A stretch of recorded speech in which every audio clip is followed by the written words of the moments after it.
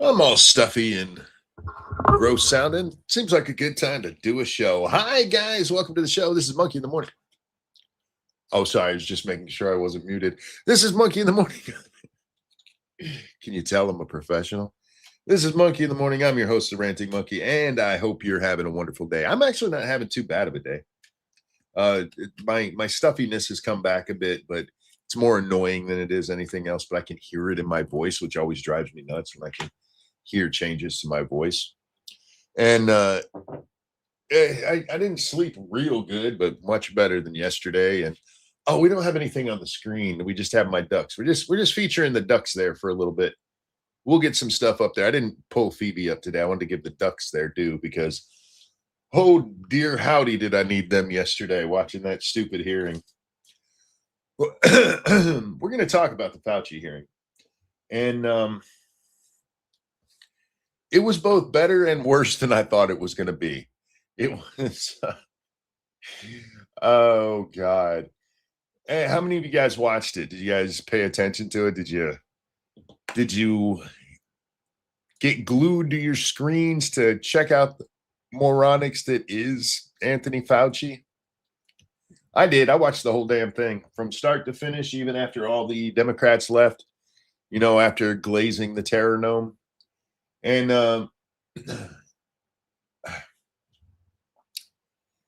I get people's frustration. I see a whole bunch of people being like, the Republicans won't do anything about it. There's not anything they can do about it. So the first thing we can share today, I'll show you why. There might be a minor thing that they can do. There might be a little bit that they can do. But because of this from Joseph R. Biden, he can't be held accountable for anything that happened from 2014. Remember, the pandemic is in 2020, but he has a blanket pardon for anything he did as head of NIH and several other things that are listed here, all the way through the end of his tenure in 2022. So for all the people like the Republicans won't do anything, what the fuck do you want them to do? What do you want them to do? Now, ironically, the one thing they might be able to do is hold him in contempt of Congress, which, by the way, doesn't come with much of a penalty. But they can hold him in contempt of Congress. And the only reason that they can do that is because he pled the fifth repeatedly yesterday. After making an opening statement, there is precedent for this. If you make an opening statement and then you're like, I'm not taking any questions about this stuff, Congress has already deemed that to be nonsense. No, you don't get to make a statement and claim that you're not going to answer questions about the thing you're making a statement on. So they are having a contempt vote. Rand Paul said he was scheduling that for the committee, not for the full Senate, but the committee will have their vote next week. Probably go along partisan lines and then go to the full Senate, where who knows how it's going to go. It's going to depend on how the news cycle comes up.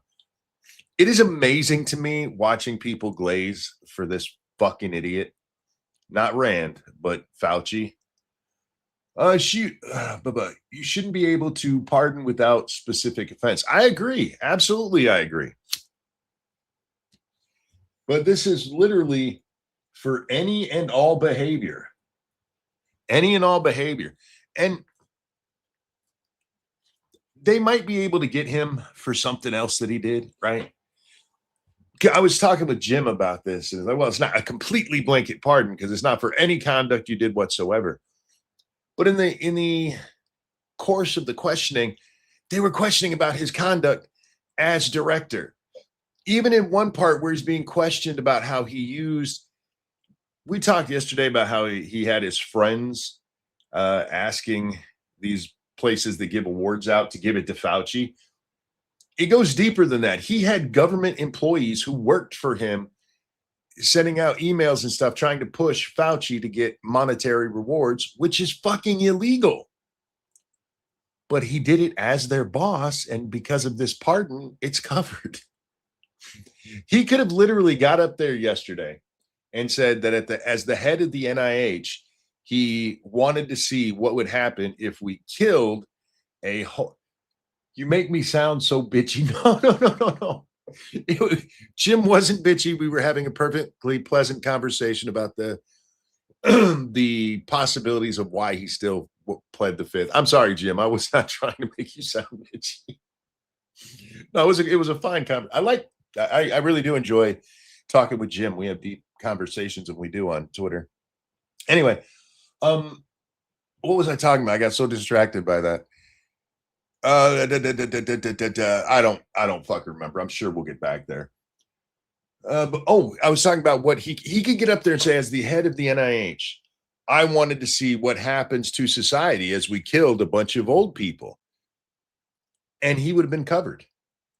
His pardon would have been like, well, that's fine. He killed a bunch of old people. It was part of his job. He did it as part of his job. It's entangled in his job, so therefore, can't do anything.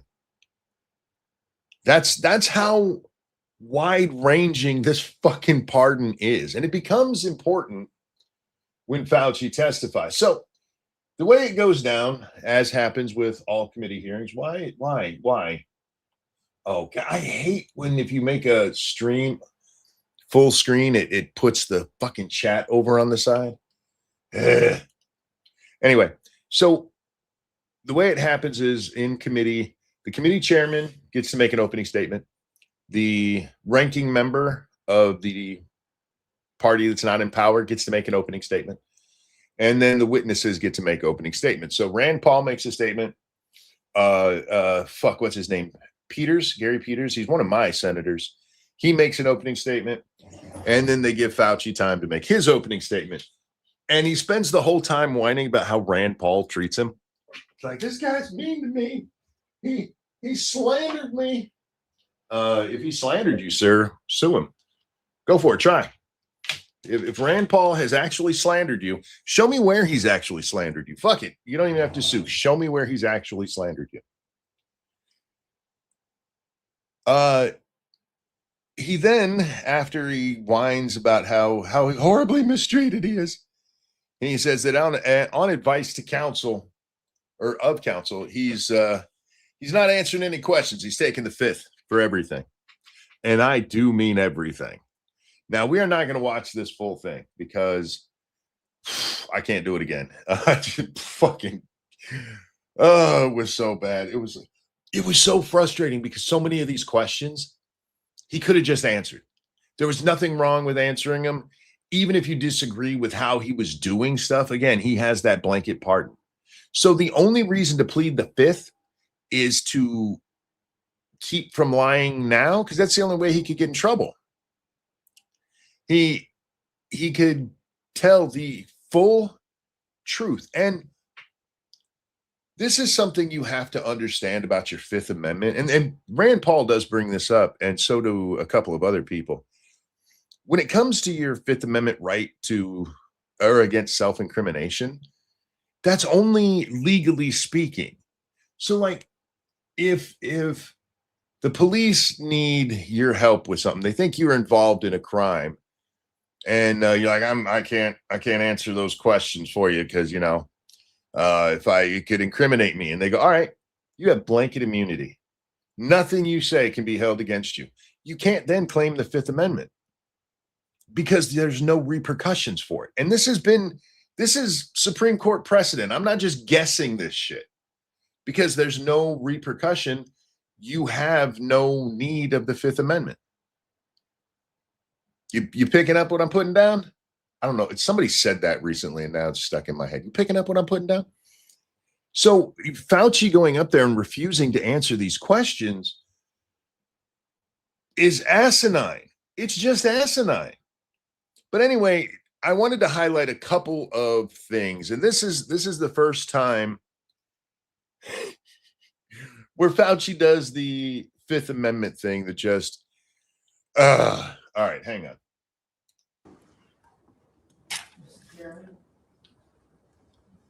Member Peters, members of the... Oh, shit, no, this is the wrong clip. This is Fauci actually, committee. His opening I served statement. at the NIH for over 54 years 38 of those as director of the National Institute of Allergy and Infectious Diseases. Over that period, I proved that I believe in and respect the value of legitimate congressional oversight. I can't watch his opening statement again. This is something that's going to come up later when we talk about TMZ, you know, those guys who celebrated Charlie Kirk's murder. I don't give a shit what else Fauci did. I really don't. Be like, he used to be such a good person at his job. I don't give a fuck. You don't get to be a complete cocksucker and then be like, hey, I used to be good at my job. I used to do things the right way. You're not being asked about the full 58 years or the 38 years you've been in charge. Sorry, 54 or 38 years you've been in charge. You're being asked about a very specific time frame where you were very public. And I didn't know about the diary stuff. Fuck. This guy, we talked about it because it was very noticeable. But he was all about self-promotion. I mean, he brags to his diary, which, by the way, he lies to his diary at one point, which is fucking weird. But he brags to his diary that he's like the most famous person in America, one of the most recognizable people in the world. Yeah, go ahead and tell me about how great you used to be. I don't really give a shit. I cannot tell you how little I give a shit how good you might have been in the past. All right, so let's bring up the clip that I actually wanted to show. Not that one, that one. There we go. Here we go. So Rand Paul has started questioning him.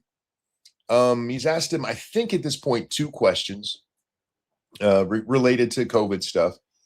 And in both instances, Dickhead has repeated what his lawyers told him to say. And then Rand gives us this. In the red folder on your table is a copy of Section 192 of Title II of the U.S. Code. Your counsel has been provided a copy as well. That section makes it a crime for a witness appearing under subpoena to refuse to answer any questions pertinent to the question under inquiry. Do you have that in front of you? On the advice of counsel, I respectfully decline to answer based upon. There's a folder on the table. Is that on the table?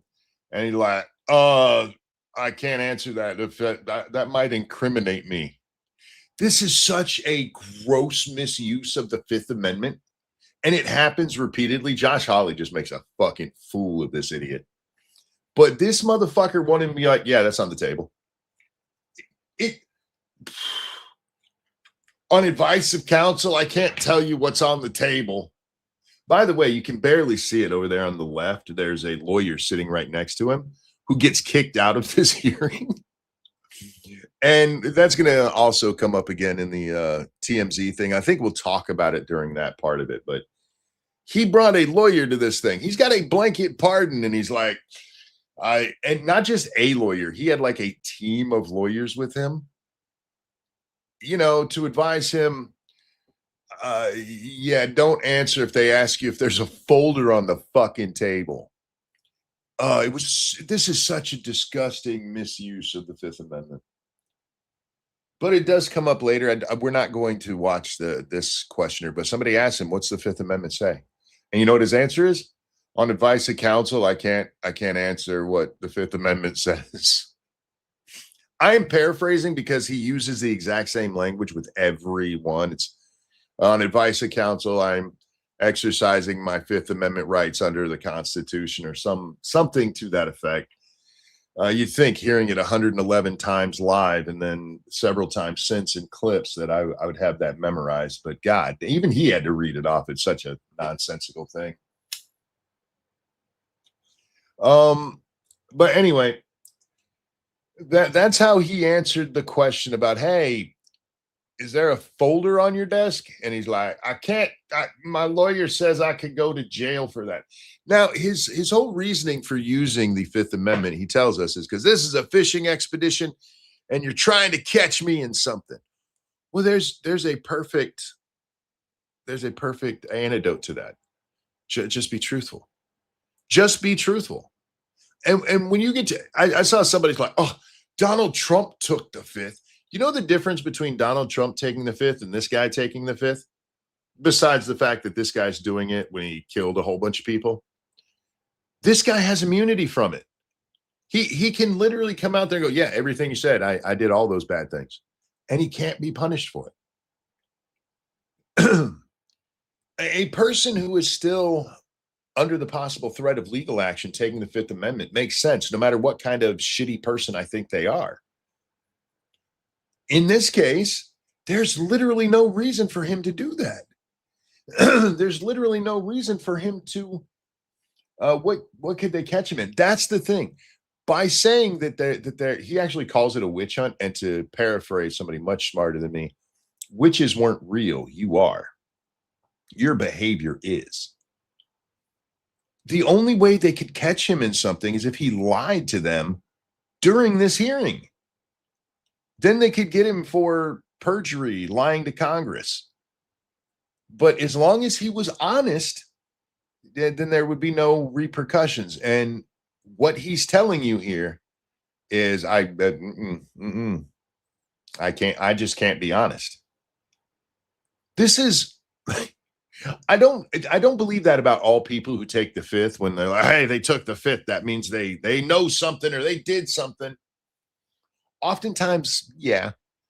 It is a way a lot of people get away with not just admitting the shit that they've done. But for a lot of people, it really is about not getting tricked into saying something funny. This is why lawyers tell you don't talk to the police. It's not because they think you did something wrong necessarily, but you could misstate something and then they could come back later and be like, and you honestly just made a mistake. That does happen. There is a reason for the Fifth Amendment, whether it is protecting you when you're clearly guilty or just keeping you from incriminating yourself on something where you weren't paying attention or there's good reasons for it. When you have blanket immunity, there's no fucking reason other than to tell me that you cannot be honest right now. So this whole thing, it's just him 111 times going, I'd even lie to you about what color that folder is. I would even lie to you about what you can clearly see on this fucking desk. And I cannot answer that question because I'm going to fucking lie.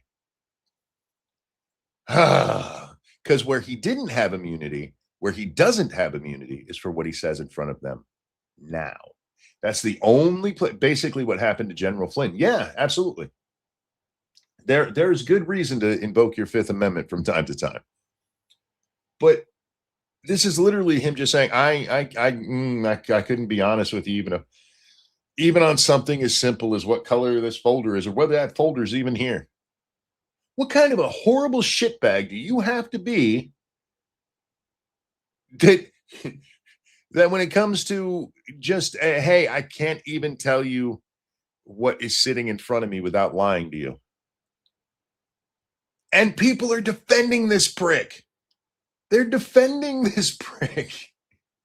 So even his own lawyers don't understand his immunity. Oh, no, Lieberwolf. We really should address that right now. You know why he took the fifth over and over, right? It's because they have proof of pretty much everything they say and ask him about here now. All of this stuff has come out. They have his diaries. There's evidence upon evidence that all this stuff that the media has been telling us for years was not true. There's tons of evidence of it. But no, he doesn't just want to be obstructionist either, Jim. This was for why he did everything he did during 2020. This is PR. This now he gets to get up there and be like, did you see how mean they were trying to trap me and I just wasn't giving it to them? This is a PR stunt. This is look at him sticking it to those fucking Republicans that want to just tear him down. When we get to the TMZ, dude's literally going to compare this hearing to McCarthyism. That's we've reached McCarthyism. This motherfucker in his own emails was having his staff try to get him prize money that he wasn't eligible for under federal law. But no, this was a media show. Several Democrats called this a show trial, and it's not. There's very real questions that need answered here. One Democrat is like, it was Gary Peters from my home state, the ranking member of the committee here. He's like, what we really need to do is, I don't know why I'm giving a surfer voice. What we really need to do is like move on and prevent these things in the future. We shouldn't look at the past because we might learn something if we look at the past. So what we need to do is look at the future and guess what might happen then and prevent it. And then had the nerve to bring up the what's that disease that's making everybody poop themselves? He brought that up like, I can't believe we're talking about this when in Michigan there's this virus that gets in your poop intestine and makes poop. Yeah, because can't learn any lessons from, lying to people about what's causing things to help keep from things like parasites spreading. Yeah. Anyway, yeah, this is a publicity stunt because he knows what would happen. I didn't see as much of it. I really haven't seen a lot of the reaction from the news, but this was done to paint him as a victim of those horrible Republicans. Look how he stymied their efforts to smear him. That's what this was. This wasn't about any truth. It really wasn't. But sometimes when you're, trying to be a dickhead, you're accidentally telling us everything we need to know. I just can't be honest. I literally can't be honest with you about what's right in front of my face. All right. We're going to move along to our next entry here. No. Damn it. There we go. And I think, this is when Josh Hawley comes in. So the way the questioning goes, Rand goes first. He's right here. Is my pointer showing up on screen? Okay. Peters goes second. He's right there. And then it goes to the next Republican, the next Democrat, the next Republican, the next Democrat. And they're in ranking order. Ranking order is seniority, who's been there the longest. And in this case, Hawley is number 4 on the Republican side. So they're already halfway through the questioning when he gets to ask his question. For the record, this guy here actually dropped an F-bomb on the Senate floor yesterday, or in the hearing yesterday. He asked Fauci who the fuck he thought he was, which, good for you, sir. We need more fucks in Congress. I'm just saying. But anyway, Josh Hawley is about to make an absolute joke of Fauci. Thank you, Mr. Chairman. Well, nothing says honesty like taking the fifth, huh, Doc? Let's try. Again, real quick, you can be honest, but not in this case. And this does need beaten into people's heads because the left is already using this. I mentioned the Trump thing earlier, like Donald Trump pled the fifth. It doesn't mean that you're being dishonest. But when they're like, hey, you're not going to get in any trouble as long as you tell the truth, and you're like, I can't do that, then then it's important. Something. What day of the week is it today? On the advice of counsel, I respectfully decline to answer based upon my rights under the Fifth Amendment to the Constitution. What color tie are you wearing? On the advice of counsel, I respectfully decline to answer based upon my rights under the Fifth Amendment to the Constitution. What color is the carpet in front of you? On the advice of counsel, I respectfully decline to answer based upon my rights under the Fifth Amendment to the Constitution.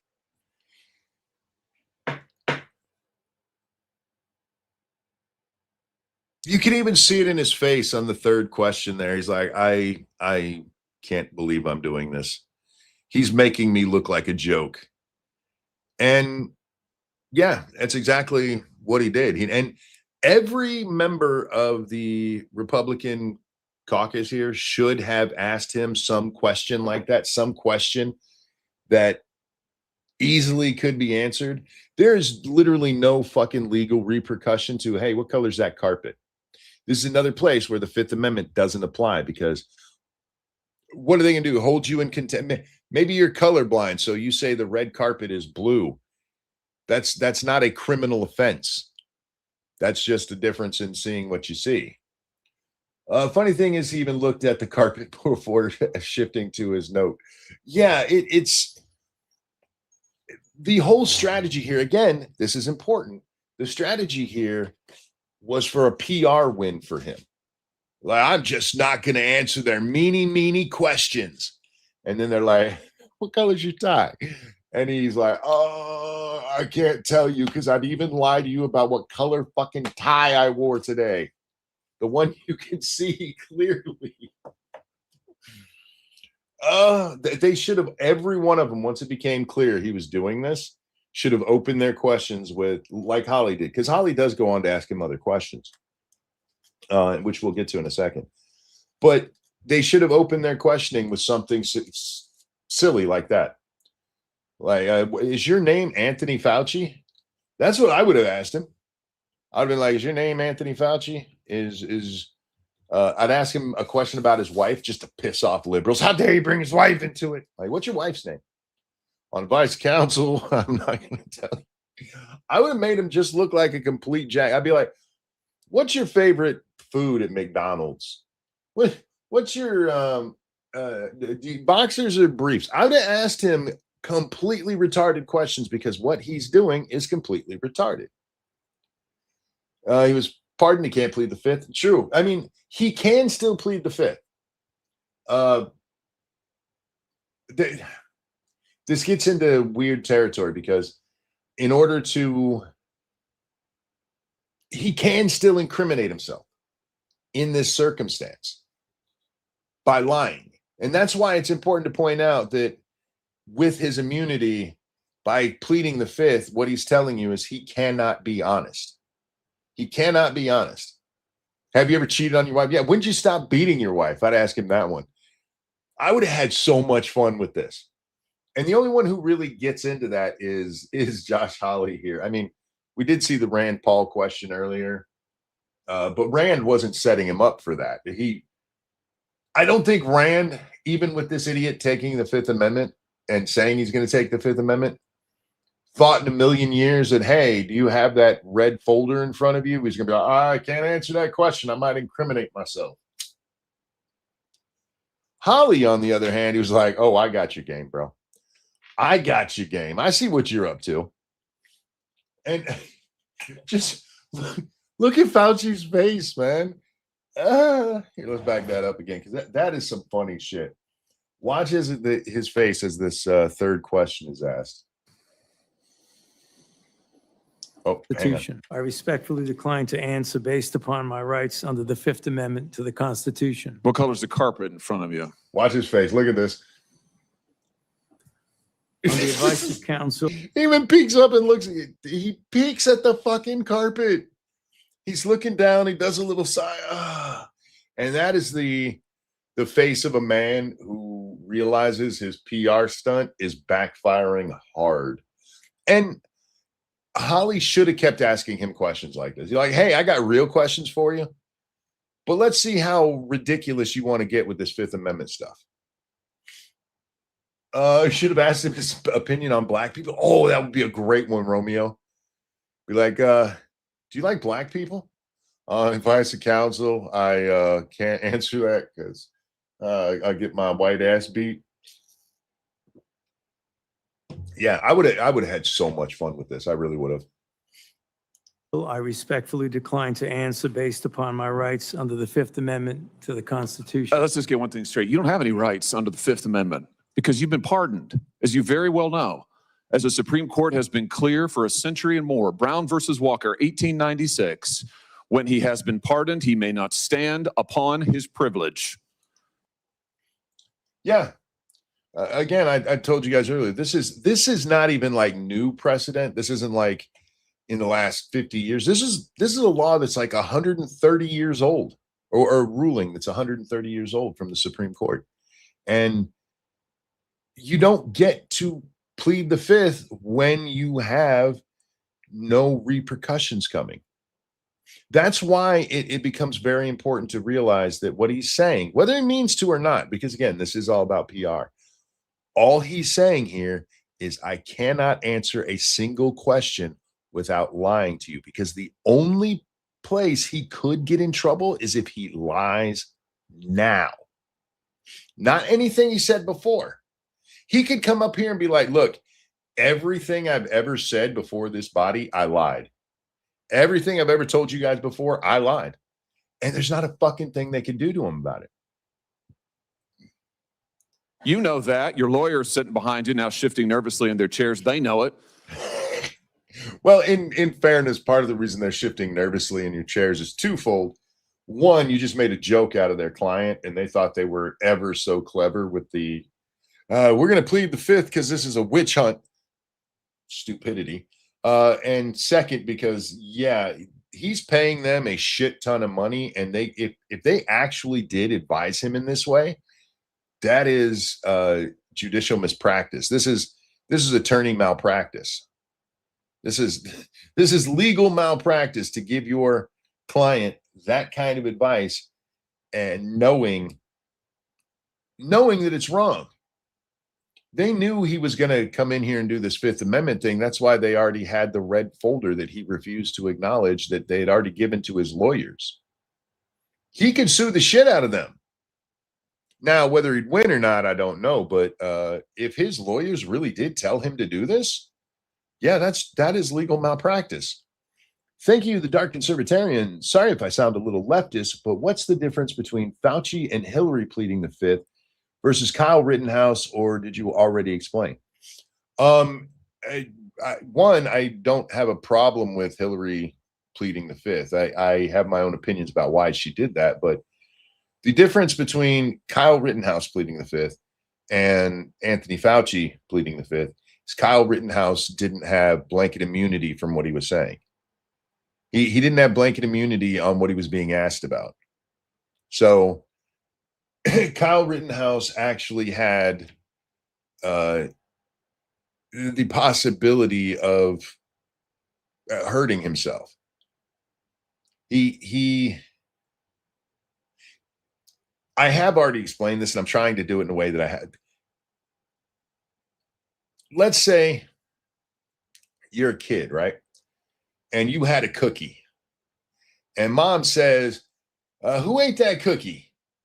And you're like, I'm going to lie because I'll just stay quiet because I know I wasn't supposed to eat that cookie. But then if mom goes, I don't care if you ate the cookie, it's cool. I was going to give you a cookie anyway. And you still be like, it wasn't me. I don't fucking know who did that. You see the difference in those two lies? In one, you might be getting in trouble. And the second one, mom's already made it clear. I didn't, you're not in trouble if you ate it. I was just wondering who had it. There's a difference in what can happen to you when you have a blanket pardon, which he has, and somebody who's just under suspicion for whatever. So, yeah. Sir, are you a furry? Oh, that would have been a great one. Were you the person, the unpictured person in that butt fucking video in the Senate? There's so many things you could ask. So many things. This isn't about the Constitution. This isn't about the law. This is about contempt. Contempt for this body and contempt for the American people. Wrong. It's, I mean, there is contempt for them in there, but no, this is about PR. That's what it was. But I think I know why you're doing it. It's because you don't want to answer questions. It's because you did all kinds of terrible things. It's because during the pandemic, you got rich. Yeah, see, that is one part of it where he gets to play the victim. They're just coming after me. But if you listen to the actual questions he was asked, again, stuff that there is unmistakable evidence of. I mean, his own fucking diary is part of what they're using to ask these questions. He kept a diary on his work computer. Sure, why not? Part of it comes from that. I mean, it's his own goddamn words. And he really is still well respected in media circles.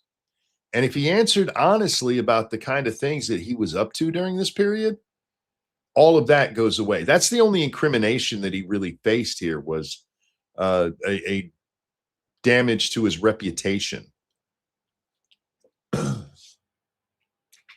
I don't think they thought that real through when it came to, I can't even tell you the truth about a folder or what color tie I have. Oh, these people's ego is so big. Well, when it comes to Fauci, his diary really is kind of telling on that matter. Lots of people think he did this for money. And Holly, I don't know if we're going to watch the rest of his questioning, but he pays a lot of attention to the almost $1 million that this guy got from different awards that he shouldn't have been eligible for because he's a public servant, and points out that he's worth $12 million. Well, when you're worth 11 million, that extra million, you're probably not really in it for the money. I don't think Fauci wanted the money. He already had money. He's a very well-paid shitbag. He's used his 54 years in office to accumulate some cash, shall we say. But what he did want was the accolades. He wanted to be able to say, I got that prize, not for the prize money. Like, nobody brags about winning the Nobel Prize because they get $1 million reward or award. You know what I mean? They're like, this guy, he got $1 million from Nobel. Nobody ever talks about that. They're like, he got the Nobel Prize in literature. And it just carries a prestige with it. And that's what he was after. This dude is an egomaniac that makes me look downright humble. And he enjoyed the fame, bro. That's why he was on TV every fucking night, smiling, giggling, and laughing. But that's what it was really about for him, was the fame of being the most recognizable person in the world. His own words. The most famous person, the most talked about person in America. All right, there was one more clip I wanted to play, and that's going to be the TMZ clip. I'm probably going to get a strike or at least a takedown or a claim from TMZ because they're a bunch of shitbags. But these are the people that we have them live when it comes out that Charlie Kirk has been killed. And there's a massive cheer in the background. And this lying piece of shit tells us, oh, they were cheering because there was the end of a car chase. You could probably make that seem more believable if you could find one other time where your people are on camera at the end of a car chase and them all cheering, or matching up the time of the end of that actual car chase with that and realizing that's not even close to true. They were cheering because Charlie Kirk got murdered. His employees cheered because a man was murdered. A man who just said shit they didn't like. This is Kyle. Thank you. Fauci is like the firefighter that starts fires so he can put it out and be praised as a hero. Thank you for that. It's funny. I used a very similar metaphor over on Twitter today. Somebody was like, Anthony Fauci has done good work. And this asshole's going to do it too. But he's done good work. And he'd been warning about a pandemic for years. So I can't hold anything against him.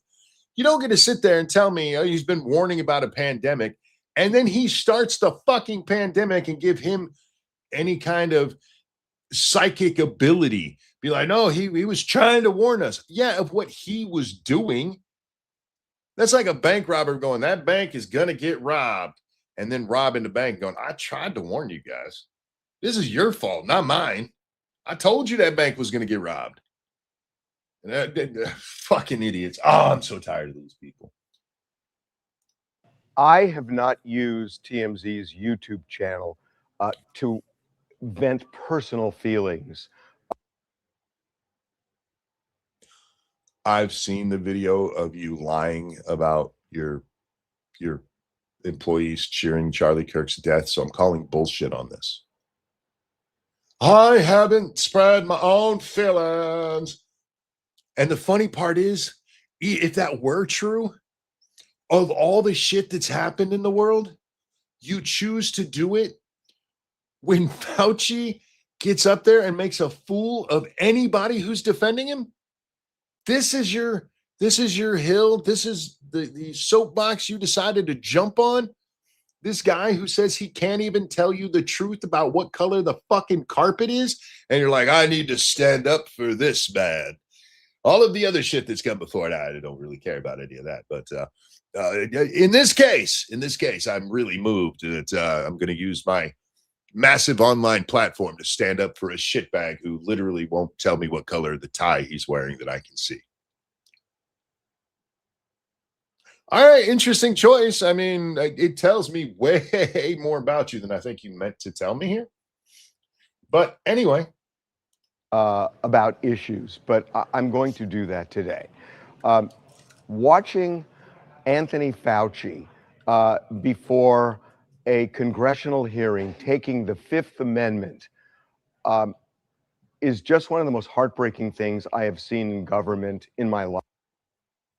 That's one of the most heartbreaking things you've seen in government is Anthony Fauci telling you he cannot be honest at all. I mean, I guess if I was somebody like you who quite clearly worships the man as some kind of idol, then sure, yeah. But what the fuck are you talking about, man? You must not watch very much of the testimony or anything that happens in front of Congress because they bring up people who've had some really bad shit happen to them before. I mean, this is one of the most heartbreaking things that you've ever seen. I actually kind of envy you then, because that sounds like you have lived a very sheltered life. You've lived a life where I guess a speeding ticket sounds like the worst thing you could ever possibly get, which is weird because you run TMZ. It's one of the saddest things I've ever seen. Have you paid it? What about Charlie Kirk getting murdered? Was that, I mean, that didn't move you at all? I mean, I know you guys were really interested in that car chase. I can't even do that with straight face. I know you're really interested in that car chase. So Charlie was just like another, minor news headline that day. But Fauci pleading the fifth, one of the saddest things I've ever seen, bro. Can you believe that he got up there and told us over and over again that he can't be trusted? If that's where you were going, I would actually agree with you. But I've actually seen this already, so I know that you're just going to suck up to Anthony Fauci because you're a stupid douche. Lifetime. And this is something we need to reckon with. That I'm going to say up front, I have problems the way the CDC handled COVID. I think you do realize that Fauci wasn't in charge of the CDC, right? So you don't really have to be telling us what you thought about the CDC. He was the NIH. I know there's some confusion there. He wasn't the CDC director, you dumbass. That they did damage. And for the record, as he's saying this, notice that he doesn't go, the CDC did based on Fauci's recommendations. He never puts it into perspective that a lot of that shit came directly from Fauci. And according to Fauci's own words, he had no reason for any of it. There is literally no scientific backing behind 6 foot. And it's something that he admitted. 6 foot distancing, there's no scientific basis for that. There's no scientific basis for shutting everything down and keeping everybody home. And one of the things that did make me smile in the hearing is that somebody pointed out, and they didn't use my wording, but that what we should have been doing is everybody should have just been going through normal life so that if we get COVID and get natural immunity. And what did Fauci say about natural immunity? The thing that we know has protected humanity. We've known that this is a thing for centuries, that you get the disease and then you become immune to the disease, or at least the next time you get it, your immune system kicks its ass. No, actually what you need is this shot that'll only work for 6 months. But he puts this on the CDC.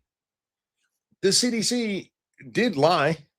They did the fact that the most common comorbidity, other than being really, really old, was being fat. And that's because the lefties like, hey, you can't tell people they're fat. But a lot of the stuff that the CDC was doing was coming from Fauci's recommendations. And he tries to have it both ways. You're like, look, let me tell you, I thought that the way they did it was wrong.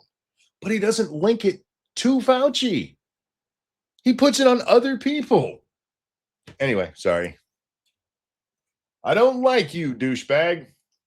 To children, to adults, and I don't think they did it maliciously. I think they did it because they were using their judgment and were. No, a lot of it was Fauci's judgment. Do I think they were doing it maliciously? I think some were. I would have to take it on a case-by-case basis. Fauci was absolutely being malicious. Fauci tried to destroy people's careers. Fauci did destroy people's careers for something as simple as saying, hey, I think that came from a lab. Something that Fauci himself in emails was saying back in February before it ever lands on our shores. He said it didn't come from the wet market. It was where it was spread. That's not what he said in public. Was he malicious? Yes. Fauci is malicious. Fauci has a weird belief in masks. I don't understand why. I just want to remind you guys that COVID never infects us the way that it did without the gain of function research. And Fauci had been warned about gain of function research. It had been outlawed to be funded in America because of the concerns about gain of function. Because what gain of function does is take a disease that an animal has or a disease that we already are susceptible to and make it worse on the notion that we need to be prepared for if it ever got worse. There's no proof that it would have ever got worse. I mean, we've been around bats and guano for centuries. Bat guano has been used for stuff for a long time. But hey, there's a small possibility that it could jump to humans, become this horrible thing. Well, it only did that because it was mixed with something else, and it was specifically designed. It's basically biological warfare. They totally didn't do it because they wanted. They were just trying to help humanity. Killed millions of people, but they did it because they wanted to make sure that millions of people didn't die from a disease that didn't already exist. That's the reality behind COVID. They wanted to make sure you didn't die from a disease that didn't exist, and they killed your grandma to do it. Yeah. I said at the time, this is another one of those things I got pushback for, is that diseases jumping from animals to humans doesn't happen all that often. And there is a bit of a caveat you have to say there, in that sometimes they can jump, but what doesn't happen is then it's spread among humanity. Like you might pick up, I don't know, duck pox from something, right? You got a homegrown duck and it gets duck pox and you get duck pox, but chances are you're not going to spread it to your neighbor because it's not made to live in the human body. And the ability for it to morph to where it can suddenly just take over humanity and kill everybody isn't really there, because it doesn't have a rich breeding ground to sustain itself. No, zoological happens all the time. No, it doesn't. No, it doesn't. If it did, we would have died off a long time ago. We're constantly around animals that have diseases that fuck them up completely. How come we've never had a massive mad cow outbreak among humans? Because the people who do get it typically die and it doesn't spread among humans. Technically, if you catch something from another person, you caught it from an animal. Fuck you. Living up to your name there, devil's advocate. True, I should say other animals. You're absolutely correct. I need to be more precise in my speech. But this is some nonsense that they're like, no. So much of what happened with COVID, you didn't need some massive scientific degree. You didn't need to go to Harvard and be the head of the NIH for 54 fucking years or however long that douchebag was there. Most of it was common sense that we have known forever, that predates me by centuries. We know how things are spread. We know how likely we are to get things from an animal. And instead of any of that history, we were just like, nah, bro, we got to completely change everything. Pandemic. And I would just remind you, it's a man-made pandemic. If they weren't doing that research, if they weren't trying to make it so that it spread among humans, it never would have spread among humans. Their big push for this was, well, this is SARS-CoV-2. Do you remember how bad SARS was? You guys who are longtime listeners, you know how bad SARS was. The rest of you, do you know how bad SARS was? Do you know how many people were infected by SARS? Worldwide? This massive thing that we had to completely redesign how we deal with mass pandemics. Less than 10,000 people got SARS. Less than 10,000. You know how many died? Less than 1,000. But man, they treated it like it was the movie Outbreak. Like Dustin Hoffman was in there trying to keep the government from nuking a whole city. None of this shit is as bad as they try to make it out to be. Is it horrible for the people who get it? Sure. But SARS, they didn't cure SARS. It died off on its own. You know why?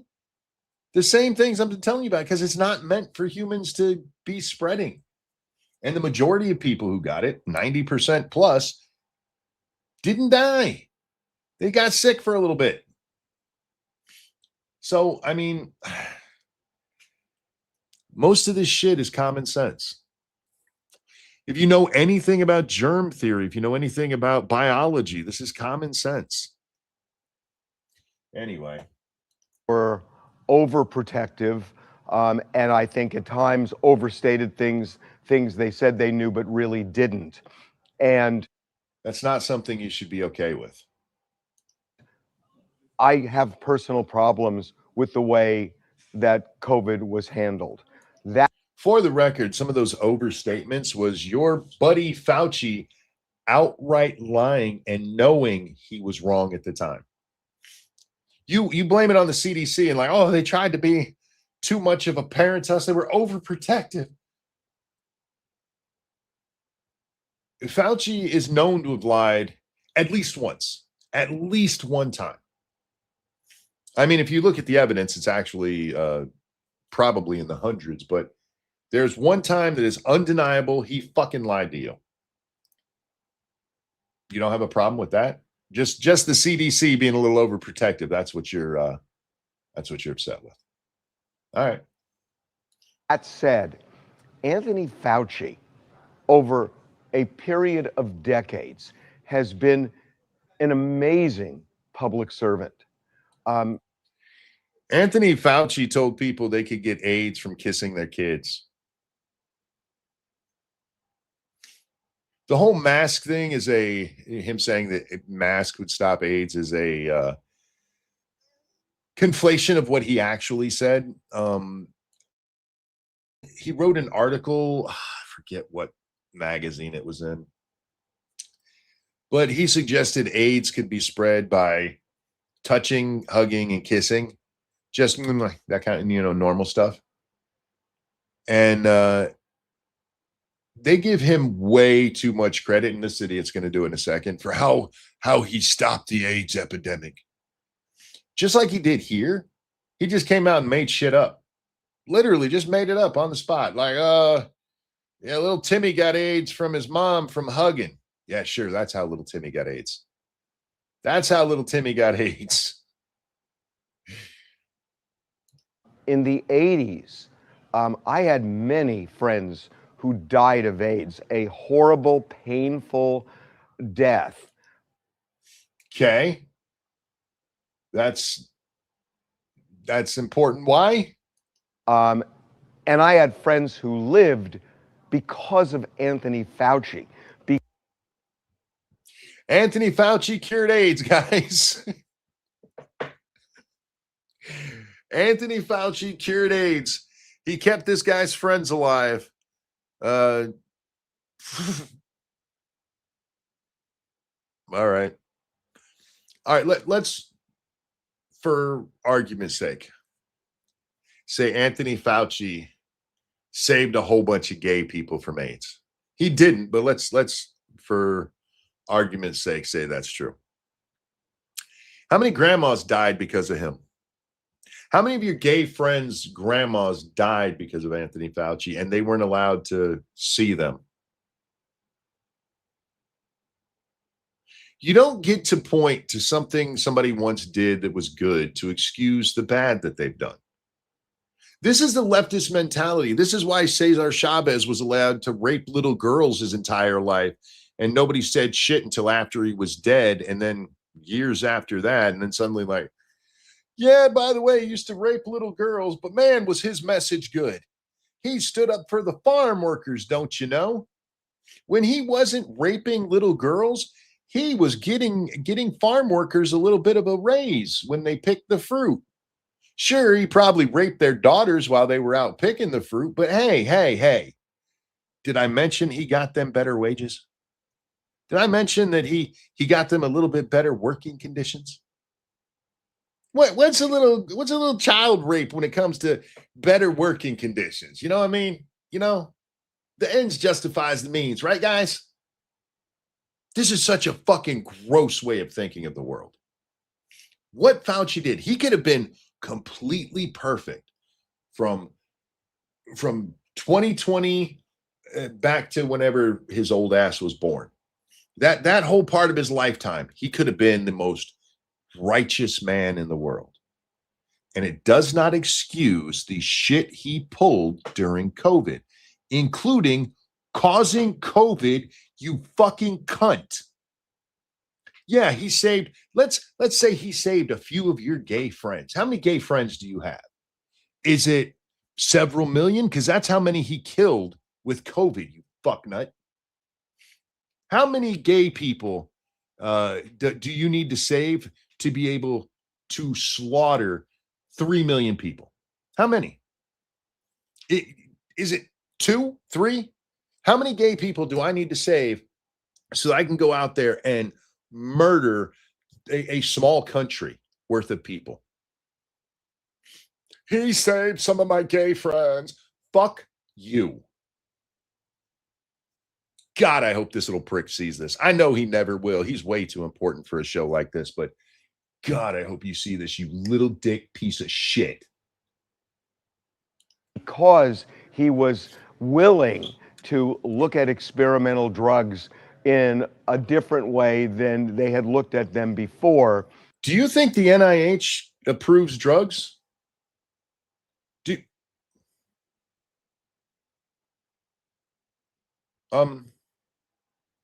All right. You do realize he was an administrator, right? Dr. Fauci was not out there curing any diseases. How long has it been since he's seen a patient? How long has it been since he himself has done clinical research? You don't get to be the head of the NIH and you're still doing the grunt work in the lab, you retard. And that really resulted in lives saved. And he has done so many other things in his career. Yeah, he killed a whole bunch of people. But don't pay attention to that. He did some good stuff. Again, I just ask you, where is the tipping point? How many people, for the good that he did, let's say he did all kinds of great stuff, right? Up until 2020, he did nothing but save lives. How many people does he then get to kill? How many people? If 10 million people had died, would you be like, oh, maybe that's a little too many? 20? 100 million. How many people have to die for you to be like, hey, whatever good he did is moot now because of how many people he killed? This asshole not only funded gain of function illegally, but he did it and it led to a pandemic that he then made a shit ton of money and got famous off of. He got famous off of all of those people he caused the death of. Does China ever get to SARS-CoV-2 without American money? We'll never know because that shitbag broke the law to get it to him. To thwart epidemics, to save lives. Thwart epidemics. Okay, what do you do to thwart epidemics? What epidemics did he thwart? Help me out here, bro. You can't just throw out random shit like he thwarted epidemics. So did I. I have thwarted, I think my last count was 655 million epidemics that I've thwarted. I didn't do anything. I just stayed home and didn't spread anything. So therefore, I thwarted the epidemic. So I want some praise here, homie. I need lots of massive praise over that and money. I need millions and millions of dollars for all of my hard work not spreading disease. Lives, not just in the United States, but all over the world. He has been a dedicated public servant who could have made a lot more money outside of government than inside. Who was going to pay him to do nothing for 5 decades? Fuck it. Let's just go from when he's an administrator, 3 decades. He has a massive history of being wrong. And if he was in the private sector with his record, he's living under a bridge like the gnome that he is. But he stayed. And now we are at a point where. Just want to remind you, he amassed a $12 million fortune while he stayed there in his public service role. $12 million. He was making, do you guys know how much money? He was the highest paid public employee in the federal government. Motherfucker was making nearly $500,000 a year, sitting on his ass and saying stupid shit, getting disease prevention wrong over and over and over again. Oh, he could have made so much more money on the outside. Yeah, sure. Trolls live under bridges. I'm aware of that, but I call him the magical terror gnome. So in this case, he lives under a bridge too. Members of Congress, and yes, you, Rand Paul, are on a witch hunt. And again, witches aren't real. Fauci's crimes are, you fucking shithead. And you know how I know? He accepted his pardon. You can reject a pardon. You can absolutely refuse a pardon. Did he? He didn't do nothing wrong, right? It's just a witch hunt. The best I can say for Rand Paul is that he's being really honest. I mean, he has said now over a period of years, he wants Anthony Fauci in a jail cell. He is. Okay, you just said that he's being really honest about it. Why don't you talk about why he wants Anthony Fauci in a jail cell? Because this is one of their talk about, he said these Republicans say they want to see him in jail. You know why, right? He has a direct hand in millions of people dying. Oh, how dare you want to lock up the guy for breaking U.S. law? Don't forget that part. What he did by funneling money to Echo Health, knowing they are going to funnel it to the COVID research lab, was against the fucking law. Because Fauci is a big believer in gain of function. He thinks it's worth the risk. His own words. It's worth the risk. Millions of people died. It's worth the risk. Millions of people died to a disease that did not exist so that they could cure a disease that did not exist. And it's worth the risk. That's Anthony Fauci, homie. That's your hero. That's your he saved my gay buddy's life hero. Killed millions to prevent a disease that didn't exist. Said it out loud. He wants him in a jail cell. I'm not allowed to say on YouTube what I think should happen to Anthony Fauci. If that gives you any, he killed millions, homie. We execute people for way less. We put people to death for killing a person, and this motherfucker killed millions. And you're like, they want him in jail. Can you? At least they're honest about how they think people who murder folks should go to jail. What do you think you're winning? What argument do you think you're having, dickhead? Can Fauci be extradited to another country? Oh, I'm going to say with the pardon in place, probably not. Especially at this point in history, because it would be seen as a political, even though I don't think it would be, but it would be seen as a political move. So they'd probably hide him as just his name alone would get the judge to be like, they're just trying to railroad him. Legally, probably yes. Reality, probably no. That's the point of this hearing. That's why they're doing this. They want to take something that Anthony Fauci says and then claim it amounts to perjury. Okay. All right. I'm gonna issue you a challenge. I know you're not gonna watch this, but hopefully you do. What question was he asked about his time during the COVID incident? Do you think was okay for him to have done? Which part of what he was being asked about his shitty behavior do you think was good because some of your friends didn't get AIDS? Which part of it was justified? No, notice what he did there? Like they're just trying to catch him and lying. So all he has to do is tell the truth. Literally, no repercussions. He's got a blanket pardon.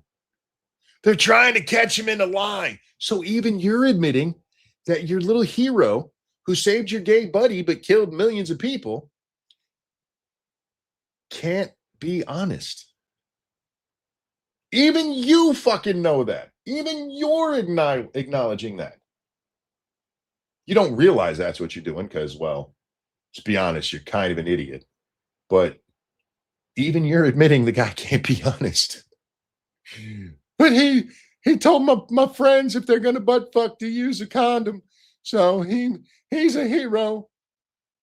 And they want to prosecute him, they want to convict him, and they want to throw him in prison. And the reason, if you're going to go with the leftist version here, like they're trying to catch him in perjury, you know why? Because Joe Biden gave him a pass for killing millions of people. And they are like, hey, some justice is better than no justice. And you're like, I can't believe that they want to put him in jail for lying. I mean, we accepted all the murder. I don't understand. To these fucking assholes. That's the point of this hearing. There is no other point of this hearing. Actually, there's a great other point to this hearing, because if you go watch and listen to the questions that he's asked, the things that have been found out about him, you will realize Anthony Fauci is not the hero you think he is. Or maybe you do know what a douchebag he is. Maybe you do know he broke federal law to send that money over to China so that millions of people could die. And maybe you're okay with it. That's the only thing I can take away from this. Either you're a moron or you're okay with it. And given your reaction to your staff cheering a man being murdered, maybe I'm giving you too much credit by thinking you're a moron. There could be. I mean, there are things they could certainly ask him, but he can't answer because he was asked if there was a folder in front of him and he can't answer that. What?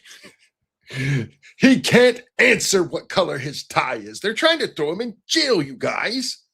He can't answer what color the carpet is.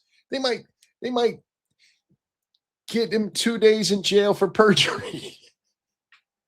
He absolutely, yes, exactly, Lieber Wolf. He absolutely could answer those questions. All he had to do was be honest. And what you're saying is he can't be honest. if he answers, it doesn't matter what he says. You know, if you can prosecute somebody for frickin' seashells on the beach shore, then you could certainly. Let me see if I get this correct. You're comparing Adam Schiff Did Adam even get prosecuted? I know they were trying to bring charges, but he walks along the shore where he just happens to find seashells that spell out 8647. At a time when a lot of liberals are talking about how somebody just needs to do it. We won't say it out loud so we can lie about what it means, but not Schiff. Who was it? I could have swore it was Schiff. Anyway, Comey. Yes, thank you, Comey. At a time when they're openly calling for the murder of the president, and he's like, I didn't know. A career employee of the federal government didn't know what 86 means when you're talking about a person. But okay, let's go with that. You're comparing that to Anthony Fauci telling the truth, and you're saying that they prosecute him for telling the truth. It's just like Comey putting those seashells down, claiming it was somebody else, and then pretending he didn't know that he actually wasn't making a. I don't want to call it a threat because I really don't think it was a veiled threat. I think it was a call to action. I think he knew exactly what he was doing and that he was hoping somebody would 8647. So it's not a threat. It was incitement. But those two things are not like each other, you fucking moron. Certainly prosecute somebody for what they say in a congressional hearing. And that's the climate we're in. We are in a Senator Joseph McCarthy climate where one, can you point to anybody Joseph McCarthy called a commie or said was working with commies that he was wrong about? That we haven't found out since that, yeah, they actually were commies? I'll wait. I got all day, bro. I will bet money you don't even know what the McCarthy hearings really were. I bet you're going to tell me it has something to do with Hollywood. And it wasn't. The Senate was investigating the House. They were looking for communists in our government. It's just like Joseph McCarthy. So what you're telling me is they're right? McCarthy was look. McCarthy had flaws. He did, but the historical remembrance of him is so much more flawed than the man was. He was a drunk, especially by the end. But even the Democrats at the time were like, "We got to get rid of these commies," because back then we recognized commies for the evil shitbags they were. This is just like McCarthyism. No, it's not. Oh, well, I mean, it is in the fact that Anthony Fauci did all the things he's been accused of. Everything that they accused him of in that hearing yesterday, he actually did. So I guess in that regard, you're right. I need a history lesson in this. Who's Joe McCarthy? Joe McCarthy was a senator back in the late 40s, early 50s? And he convenes a hearing, the House Un-American Activities Council? I forget, but the House Un-American Activities. They were looking into communist infiltration in the United States government, called a whole bunch of people before the Senate to answer questions about being dirty little commies. And history has rewrote all of that to call it a witch hunt. The quote that I keep using about witches aren't real, but Fauci's crimes are, the actual quote comes from, who was it? I forget her name, but somebody called it a witch hunt, called the McCarthy hearings a witch hunt. She goes, witches aren't real, communists are. And that was the real thing. And the number of people who invoke McCarthy and don't understand what actually happened there is fucking amazing. But a lot of it comes from Hollywood, because Hollywood got really offended at the look into Hollywood and their ties. Thank you, good little bird. I joined the KKK to oppose communism. Yes, that is what Senator Byrd said. Dude was a major recruiter for the Klan, and he gets into Congress. The last known member of Congress to have been a member of the KKK, Senator Robert Byrd out of West Virginia. And when asked about it, that was his nonsensical excuse. He didn't do it because he hated blacks or Jews or Mexicans. No, no, no. It was the strong anti-communist sentiment of the KKK. What a fucking world we live in. Oh, anyway. But yeah, the whole notion that McCarthy was this evil person who was just out witch hunting, it's not true. I mean, we know that there was communist infiltration. There's no question about it. There's just, I mean, it really happened. The commies were trying to take us over, and they've done a pretty decent job at it. I mean, now people are openly commie, but comparing this, especially to anybody who knows the real history of what happened with McCarthy, you didn't say what you think you were saying there. What you mean to do is compare it to the Hollywoodization of what McCarthy did. Razorfist covered McCarthy well on his Hollywood Was Always Red video. Yes, he really did. Yeah, it's a very good video. There is such fear that people have, and legitimate fear, that they'll end up in prison for what they say, no matter what it is, if they are on the wrong side of somebody in Congress or the administration. How many people has Trump or Congress put in jail over their words of disagreement with them? There's so much fear. I'm not doubting that there's fear, but the fear comes from people like you who are like, oh, they will throw him in jail no matter what he says, when you have literally no fucking proof of that. There is not a single shred of evidence that that's true. But you're like, hey, they're going to throw you in jail if you say the wrong thing. And then people who are sitting at home go, oh my God, I don't want to fucking go to jail. I don't want to go to jail over this. Bannon and Flynn, I mean, both of them might have gone to jail for what they said, but neither one was opposing Trump in the process. You know what I mean? His point there was that disagreeing with their politics is what gets you thrown in prison for what you say. So if you have another example of that specifically happen, I'm willing to learn, but it's not happening. These people fearmonger like crazy. The Democrats will tell you, hey, Republicans are the fearmongers. They do nothing but fearmonger. They're going to throw you back in chains. Remember that? They're going to put you back on the plantation. They're going to throw you in concentration camps for being gay. Remember that one? They're going to throw grandma off a cliff. They're going to break into your house and arrest you for watching porn. These are all things Democrats have told people. And then when people come out like, they're going to arrest me for watching porn in my own house, they're like, their fear is real. Well, their fear is real, but it's not reasonable. There's a difference between a real fear and a reasonable fear. One we call a phobia, you stupid motherfucker. Like, I'm sure there's people who look at you like young ladies who are like, oh, I can't be in a room with him. He'll rape me. You've never, as far as I know, raped anybody.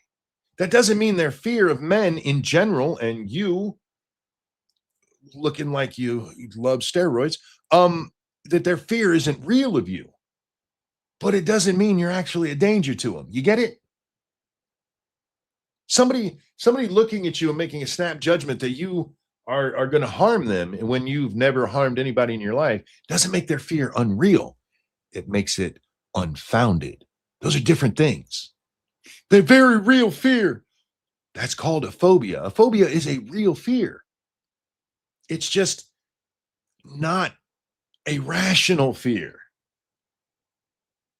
Like, I have a phobia of heights.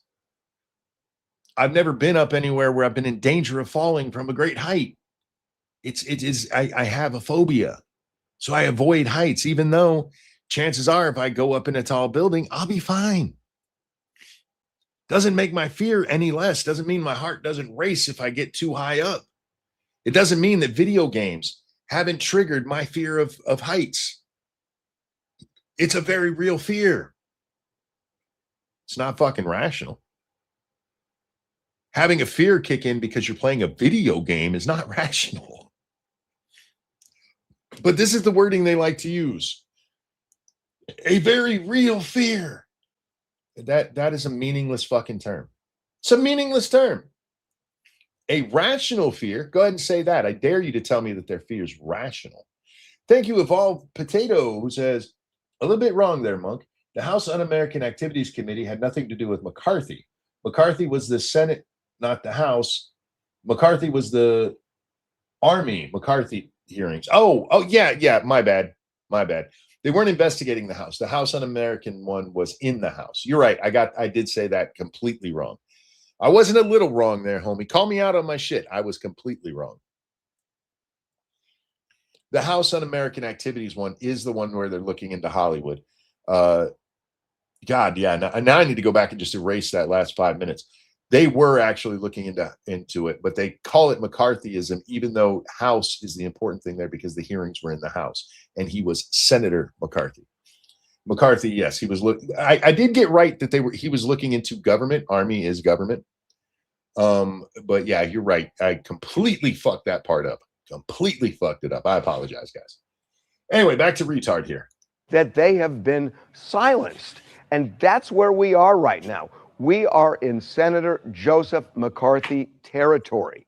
And the idea that... But the silencing of people during the McCarthy era was for being commie, you stupid shit.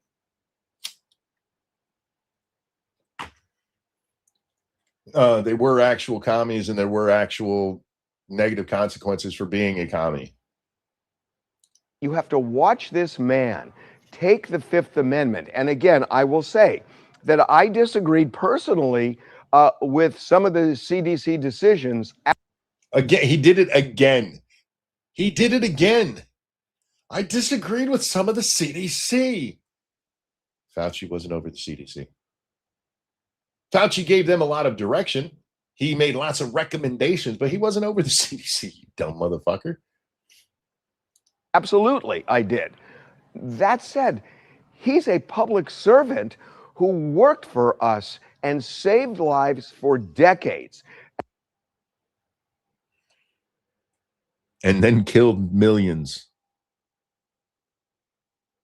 And we are turning him into what Rand Paul wants to be, a criminal. No. We are not turning him into a criminal. He turned himself into a criminal, you stupid shit.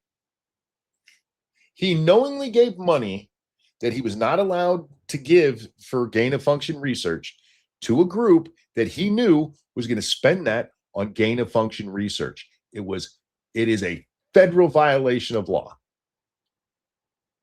We're turning him into a criminal. No, his behavior did that. He used members of his staff to petition to get him cash awards that he could not get as a public servant. That public servant thing you just talked about. He's not eligible for those awards as a public servant. And he used his staff to try to get those awards, which he ended up getting. That was criminal behavior. I didn't make him do that. Nobody's turning him into a criminal. He's a fucking criminal. Oh, gee, it's like you're trying to turn Jeffrey Dahmer into a criminal, man. All he did was eat people. I mean, he was really nice to his neighbors. I don't know why y'all are so upset. Why are you trying to turn him into a criminal? It's his behavior that made him a criminal, not me, motherfucker. But as somebody who hangs out with people who cheer the death of a man, I guess that's probably lost on you, isn't it?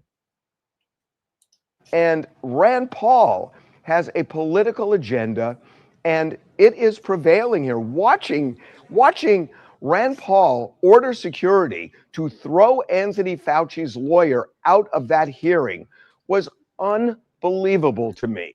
Okay, this is something I touched on earlier, and I said when we get to this part, we'll talk about it. So here's what happened. Yes, one of Fauci's lawyers got thrown out of the hearing. The other 3 or 4 were allowed to stay. Anthony Fauci was the one who was called up to testify. And again, he has blanket immunity, so he doesn't really need a lawyer. He's allowed to bring him with him, but they told him, you're not allowed to sit at the table with Anthony Fauci. He did it anyway.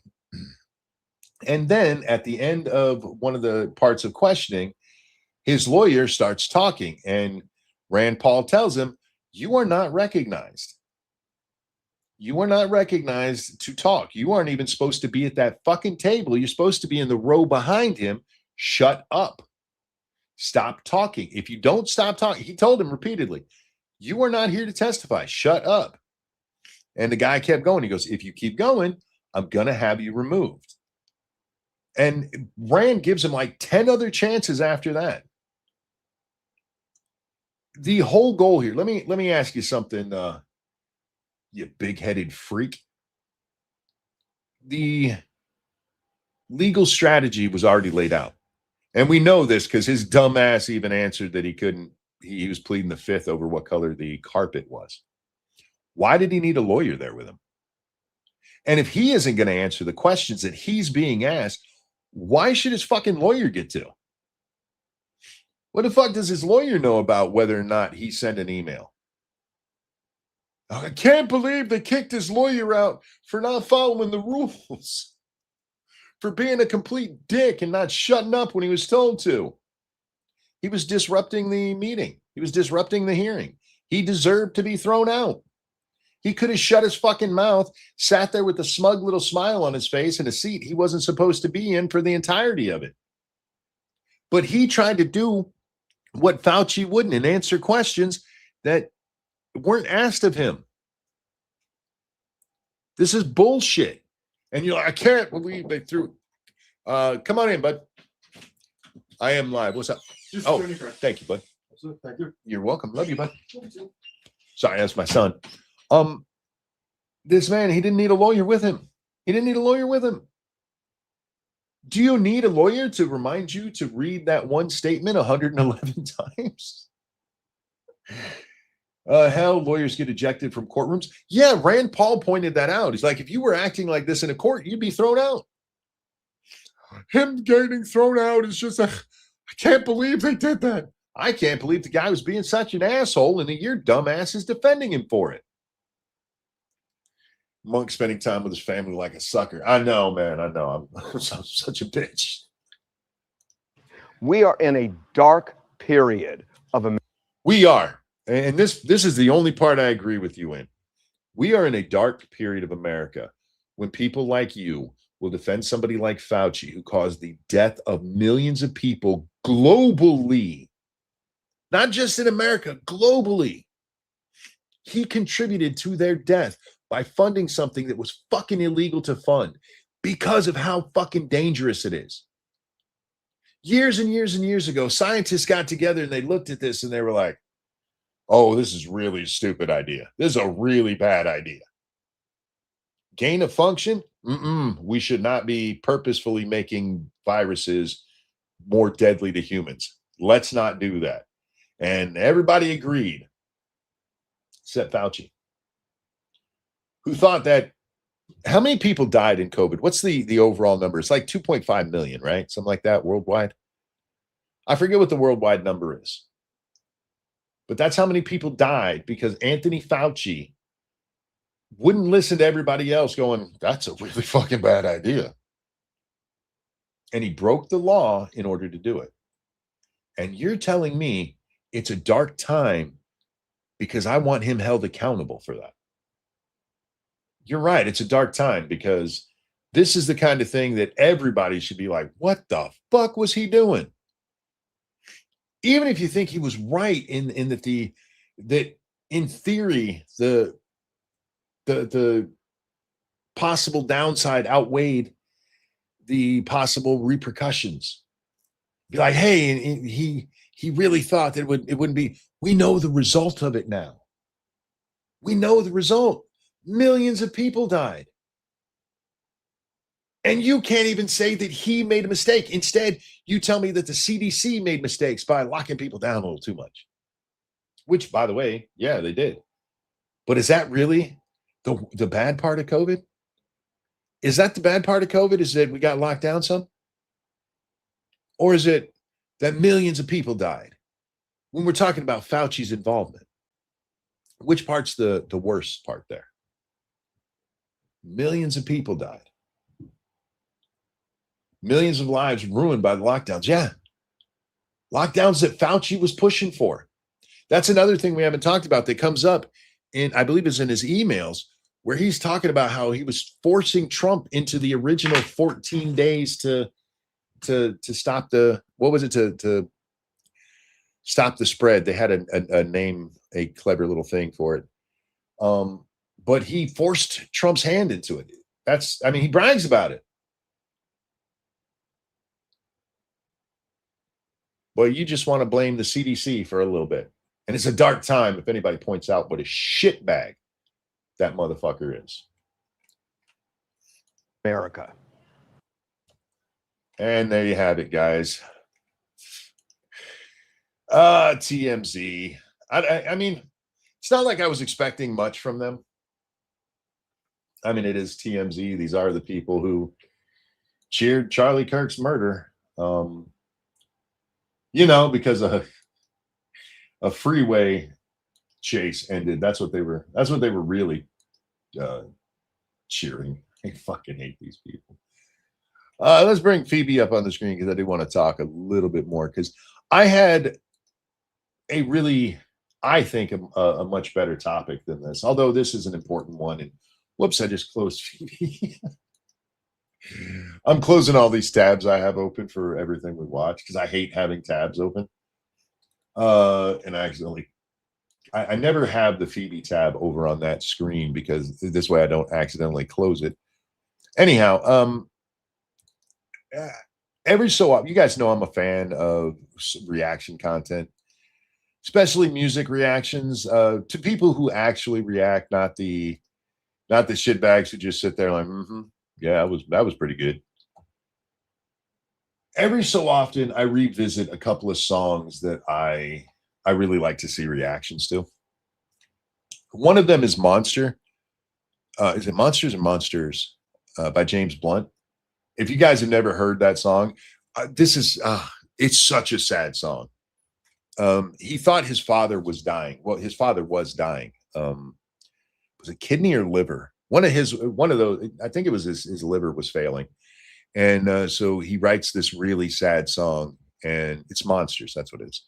And the first time I ever played it for Lady Monkey, we were driving. She'd never heard it before. And I like to play DJ while we're driving, and I play that song for her. And she started crying. If you've heard the song, even if you're a manly man, at least you can understand where crying comes from in that song. And then like a year later, we're driving, and I asked her if I could play it again. And she's like, "Oh yeah, sure." I had to turn it off halfway through because she started crying again. Like, don't tell me I can play shit that's gonna make it where you're gonna tear up driving. Anyway, can't stand his voice though. I get that. I mean, his high-pitched voice does, because I've told you guys before, high-pitched voice is really I can't take, but it works in Monsters, and I sing right along with it. I remember James Blunt, but I don't remember that song. It is a very sad song. It does have a positive outcome. His dad ended up getting a transplant, and as far as I know, is still alive today. But he had like stage 4. Was it renal failure? I forget what it was. He was gonna die. Luckily, they found a donor, and he was able to live. But yeah, it's just such a sad song. So every so often, I'll go through and see if there's new reactions to that, because I like watching people cry about songs. Is that fucked up? I really do. I like watching people tear up over songs, because I really do think music is really important to the world.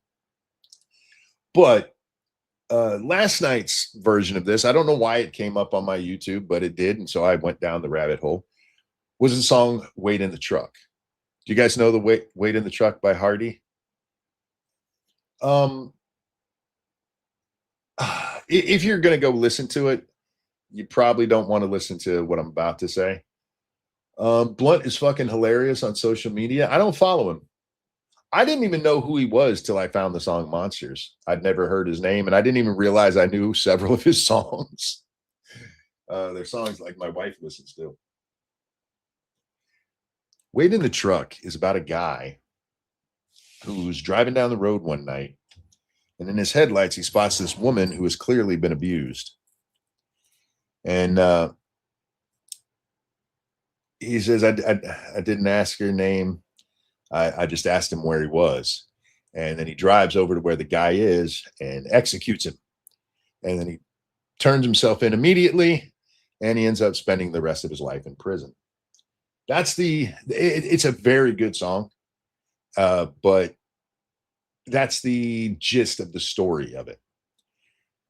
And I like watching the different reactions people have, because I think there's a very good message in that song, and it's not go kill people who beat women.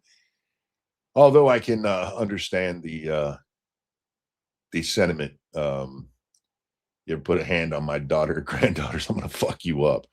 I don't know that I would shoot you, but I will fuck you up. I will find a way to hurt you. But the important message in there that I think it's lost in all of the reactions I've seen to it is the part he says, what's the lyrics? I didn't hide my pistol, which, by the way, in the video, he uses a revolver, not a pistol. He goes, I didn't hide my pistol. I didn't even try to run. I just sat on the porch smoking one of his cigarettes, waiting for the police to come.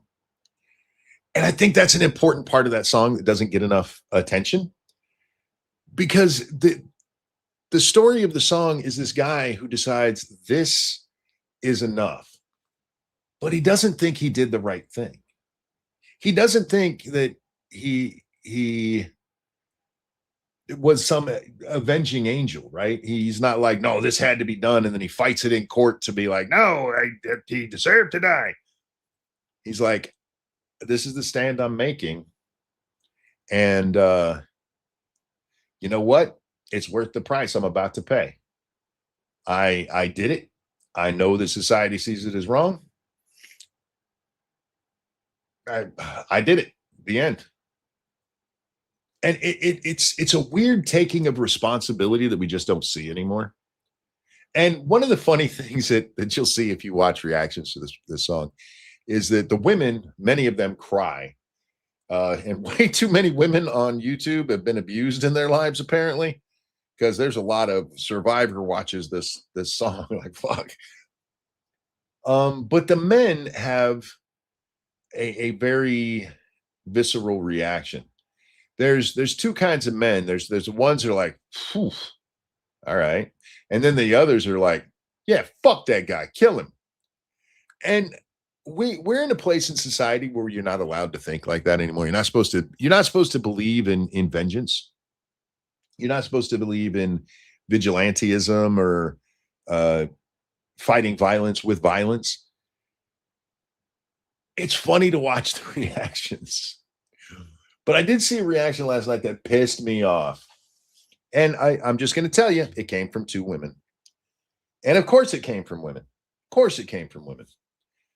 Because the one woman, she goes, it's a decent enough song, blah, blah, blah. But, dear God, is it stupid?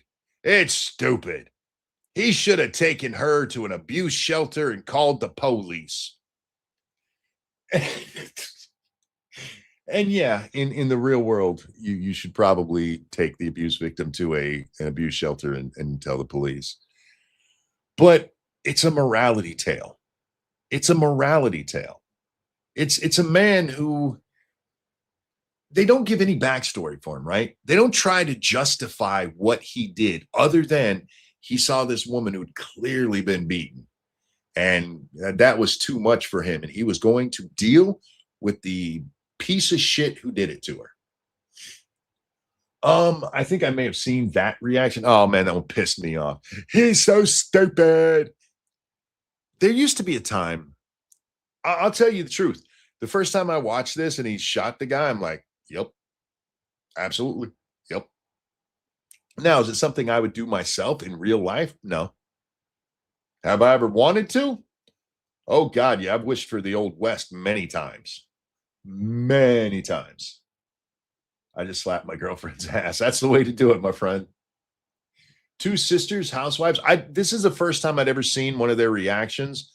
One of them is supposed to be a metalhead and the other one likes country. And yeah, so I don't know. You don't need to justify something that was objectively right. Well, here's the thing. It's not objectively right. Murdering somebody because they beat somebody else up is not objectively right. In the song, it's clearly murder, especially by the standards of having laws and civility. But if he had beat his ass, there was one guy I watched. He's like, no, I get it, but what he should have done is just laid hands on him. And that's probably where the objectively right is beating his ass for it. But the reality is, at least if we go by what they tell us about domestic violence, he would have done it again, right? Maybe even killed her. So he goes for the shotgun. Yeah, I let the hammer drop before he reached that 12, or before he got to the 12 he was reaching for. There was an interesting one of that. Who was I watching? It's one of my regular ones. I forget their names. It's Tia, but TNT. That's what it is. The Adventures of TNT. And the guy part of that, he's like, I mean, he shouldn't have killed him. And the girl's like, but he was reaching for a shotgun. Well, in the song, he kicks down homie's door. And he's like, so yeah, you kicked down my door. Of course I'm going to reach for my shotgun. So the reaching for the shotgun was reasonable for the abuse guy, the abuser. But it didn't matter because the Hardy character in the song, he's had enough of whatever led him to this place to where he's like, if I see one more woman that's been beaten, I'm going to fuck somebody up. But it's an interesting morality tale. It's not to be taken literal. Like if this was a real thing that happened and the guy went to jail, I'd be like, yeah, he deserves to go to jail. But when we're talking about the underlying thoughts behind it, especially, and this is maybe part of it is that we don't protect women the way we used to. We don't protect people who actually need protected the way we used to. Instead, we protect men in dresses who have shoulders wider than mine and like, that guy needs protection because he can't pee with little girls. Meanwhile, the little girl's the one who should be protected. Maybe that's part of it, is that we've gotten to a place where like, hey, men and women are the same. Like, no. It's a white knight fantasy tale. Yes, exactly. It's a guy who stood up for a woman who'd been abused. And he's like, my life is worth making sure hers isn't worse. It's the way men used to be. It's instinctual to protect women. It's actually had to be beaten out of us.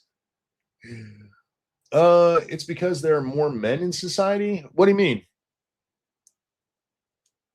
I don't understand what you mean by that, and my brain is not making that connection. So, if you could expound on that, I'd like to hear it.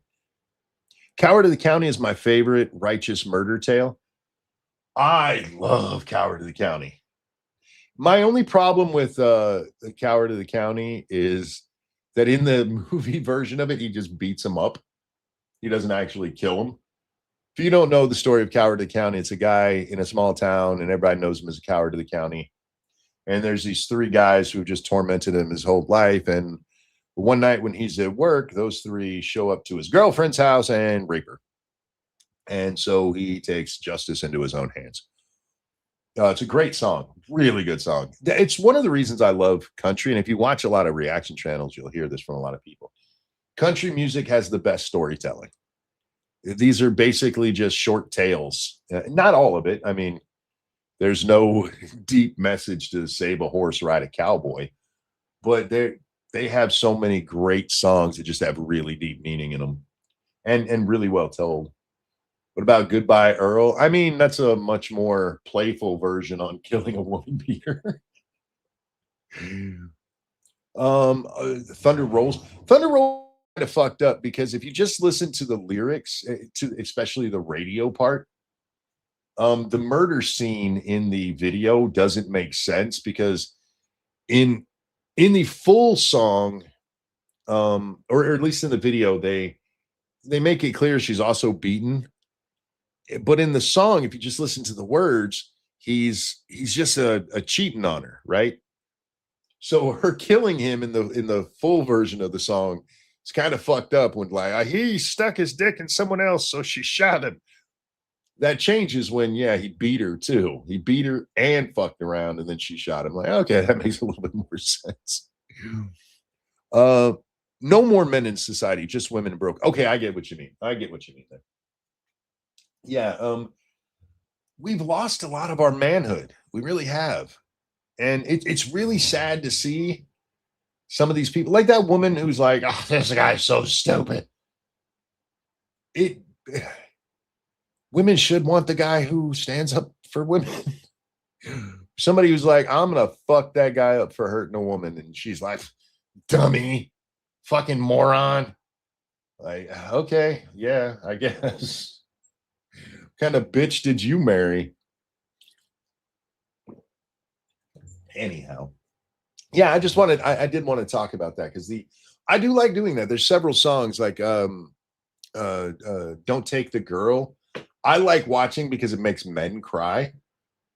And there's a great song by Tim McGraw. Speaking of that, so I don't know why they say grown men don't cry. Is it? I don't know the full name of it, but that's the end of the chorus. I don't know why they say grown men don't cry.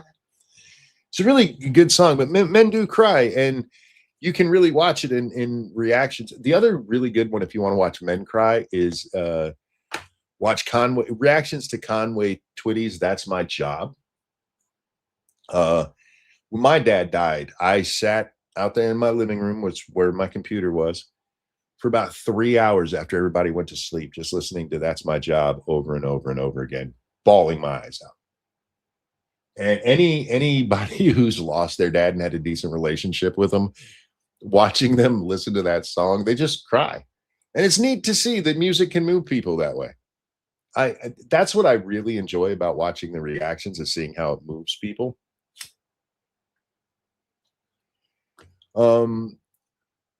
You have me thinking of sad songs now. What do you think about "Hurt" by Johnny Cash? I'm not a fan of "Hurt," and I'm not a real big fan of Johnny Cash. I like "A Boy Named Sue." But Johnny Cash is one of the original rappers of the world. He more talks his songs than he sings them a lot of the time. And I think "Hurt," it's just not meant for somebody like me. It's something I can't relate to. Yeah, I don't hate the song. If it comes on, I don't turn it off. But yeah, it's not one that moves me the way that other songs do. I think Nine Inch Nails version was better of "Hurt." I agree. I agree, and we're probably like the only two of the three people in the world who believe that.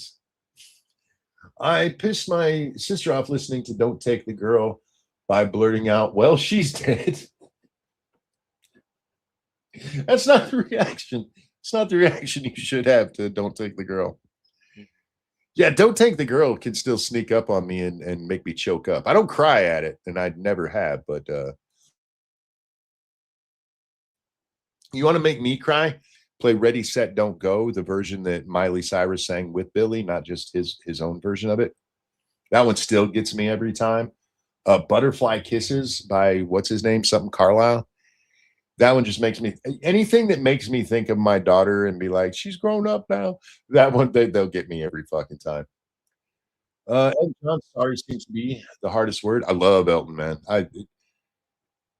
When I am out in the garage and stuff, or out in the garden, I have a speaker that I hook my phone up to, and I just pick a mix on YouTube and let it play. And there is no mix I've ever played that hasn't included an Elton John song. I listen to Elton enough that every playlist has some Elton in it. These days it's what is it? I have to sing the song. I can hear it, but I can't think of the name of it. I guess that's why they call it the blues. I love that fucking song. Anyway, check out Im Tongi singing Monsters on American Idol. I've seen it and I prefer the original version. I know that one made the rounds on social media and he does a good job with it, but that pain that James Blunt has, it's James's pain. You know what I mean? I know that guy, his like dad died or was dying or something like that when he sang it on American Idol. It was American Idol, right? But there's something about watching James's face. He actually cries in the video. There's something about it being his actual. It's kind of like watching Conway. There's a version of the Conway Twitty song, "That's My Job," where he was singing it live, and at the end of it, there's this audible sigh that he lets out as he's done, and it's because it was his pain. This was actually a story about his father dying.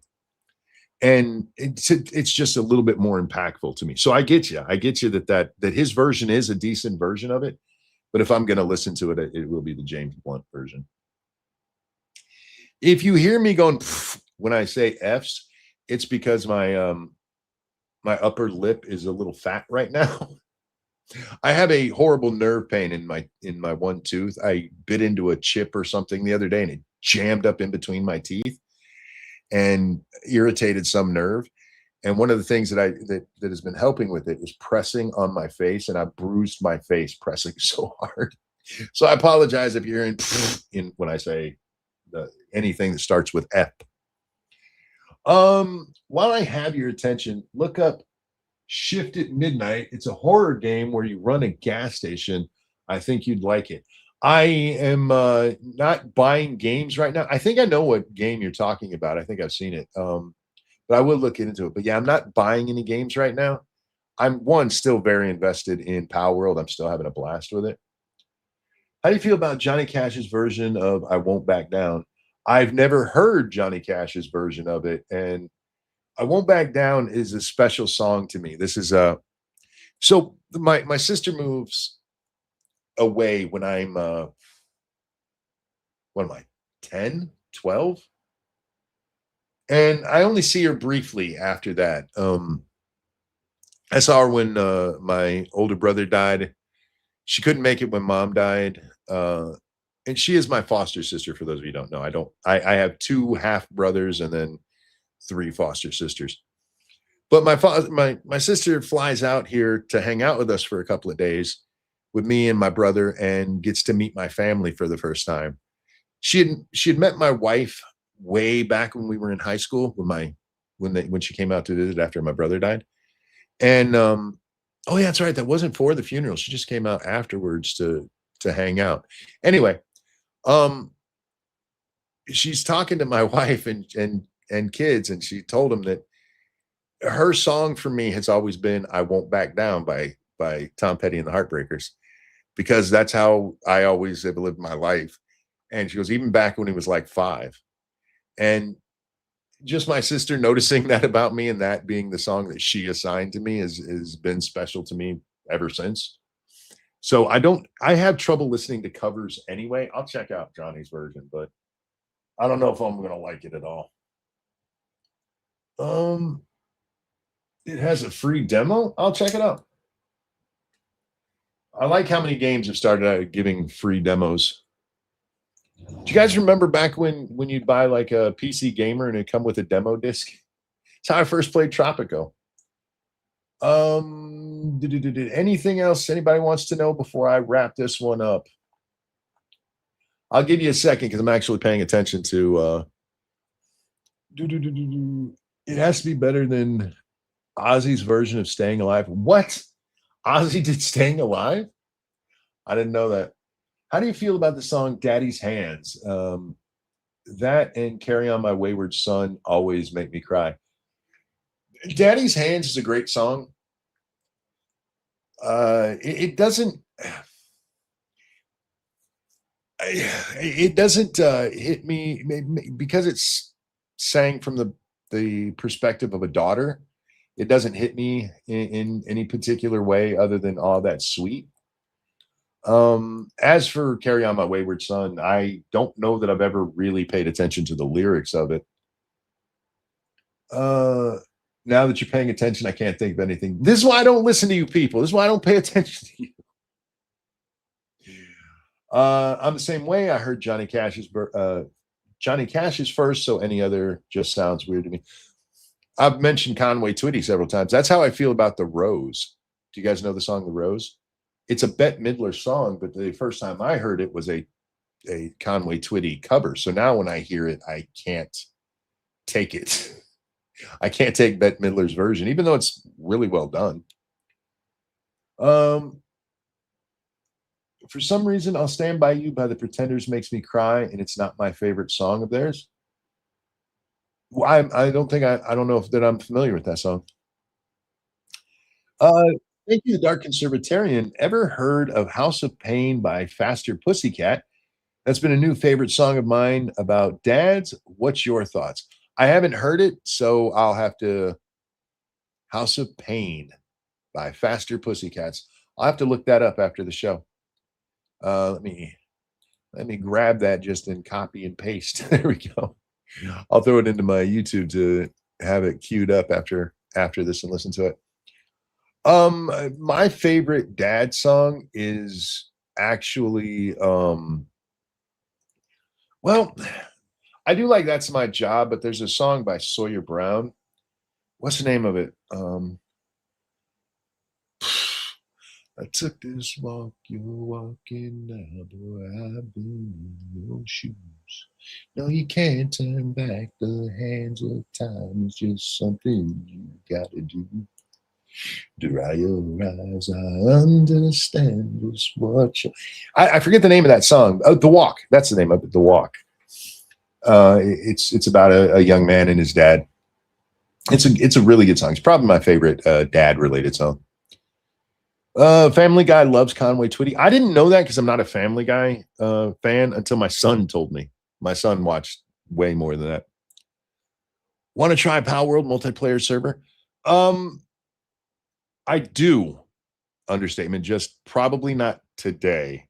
I've had very little sleep. I got to go do a little bit of gardening stuff, and then my ass is going back to bed. Not that I think I'll sleep that long. So maybe I'll hit you up after I wake up. I know you will pass Fauci, but if Fauci pleads the fifth 111 times, he's guilty as fuck. Oh, absolutely. Absolutely. Given the fact that he has a pardon, especially. You finally watched Masters of the Universe. What'd you think of it? It's actually pretty good. Yeah, like I said, I enjoyed the movie, but it is a weird dichotomy where it's clearly made for kids, but it's way too grown up for kids. Since Jack isn't here, sleep is for the week. I hear you. And I'm okay with that. I'm old now.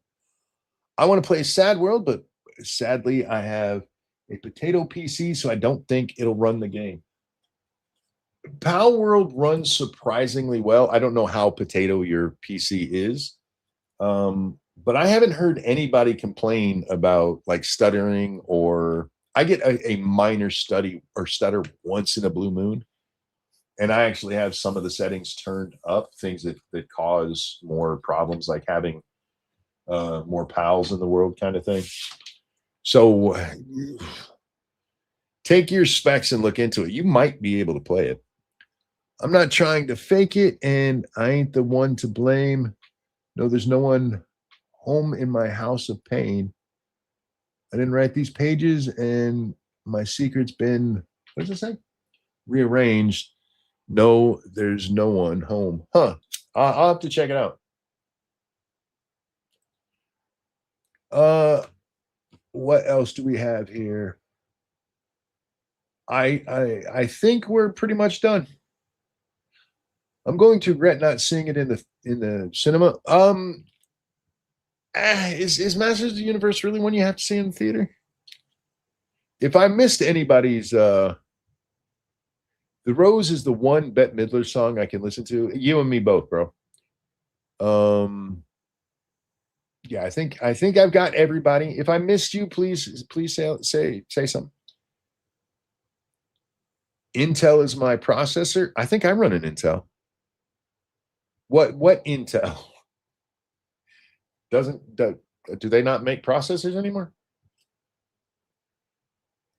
Power Dubs were asked about people modding the game or to give the pals big tits. They answered the game is about fun. Yeah.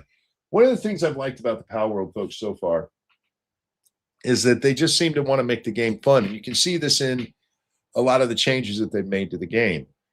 They've so much of it, the original game, there was such a grind at the end. And so they gave us like the what is it? The ancient incubator, is that what it's called? The one where you can basically mass produce your pals so that you can do the grind way quicker. Oh, okay, I got you. Intel UHD, I don't have a standard GPU. Yeah, I don't know if a GPU is actually required. It probably is for something like Power World. So,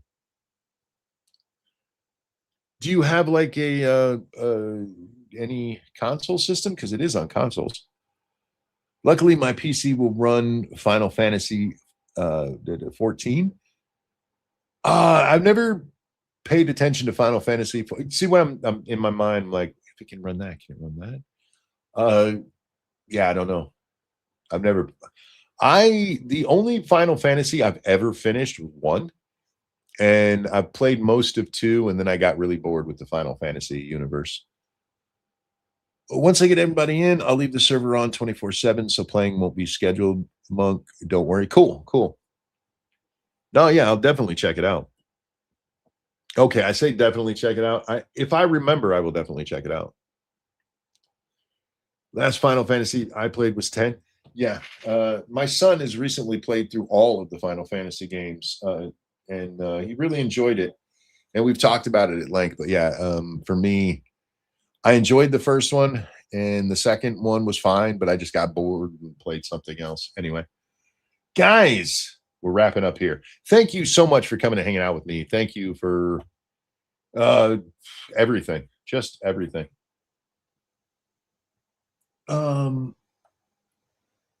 Faster Pussycat was my 80s band. It was a good song. I